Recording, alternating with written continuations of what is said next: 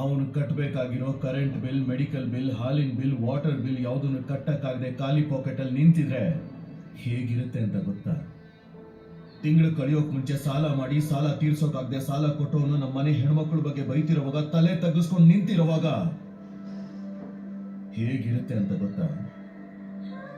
After all ಅಂತೆ, after all. ದುಡ್ಡಿರೋರ್ ಮನೇಲಿ ಬ್ಯಾಂಕಲ್ಲಿ ಲೂಟಿ ಆದ್ರೆ ದೊಡ್ಡ ಕೇಸು, ಈ ಪಿಕ್ ಪಾಕೆಟ್ ಎಲ್ಲ ಪಿಟಿ ಕೇಸ್ ಅಲ್ಲ. ಕ್ರೈಮ್ ಸೈಜ್ ಏನು ಅಂತ ನೋಡಿ ನಾವು ಸರ್ವಿಸ್ ಕೊಡಬಾರ್ದು ರಾವ್ ಅವರೇ. Public service is a serious duty. That too police service is a damn serious responsibility. ಕಳ್ಳತನ ನಡೀತಿದ್ದ ಹಾಗೆ ಮಿಡಲ್ ಕ್ಲಾಸ್ ಅವನು ಆಗ ಸತ್ತು ಹೋಗಿರ್ತಾನೆ. ಅಂಥದ್ರಲ್ಲಿ ಅವನ ಹತ್ರನೇ ಲಂಚ ತಗೊಳ್ಳೋದು ಅಂದ್ರೆ ಶವದ ಮೆರವಣಿಗೆಯಲ್ಲಿ ಚಿಲ್ಲರೆ ಆಯ್ಕೊಂಡ ಹಾಗೆ. ಹೋಗಿರೋ ವಸ್ತುನ ಕಳ್ಳನ ಹಿಡಿಯೋ ಇಂಟ್ರೆಸ್ಟ್ ಇದ್ರೇನೆ ನಿಮಗೆ ಸಂಬಳ ಬರುತ್ತೆ.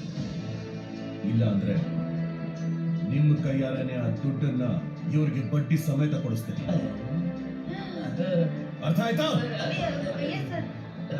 ಬೀಟ್ವಲ್ ರೂಟಲ್ಲಿ ಕಳ್ತನ ಆಗಿದೆ ಅಂದ್ರೆ ಪಕ್ಕ ರಂಗದಲ್ಲಿ ಅರ್ಜೆಂಟ್ ಆಗಿ ಕರ್ಕೊಂಡು ಬರ್ತೀನಿ. ಅಲ್ಲಿ ಹೋಗಿ ಅಣ್ಣ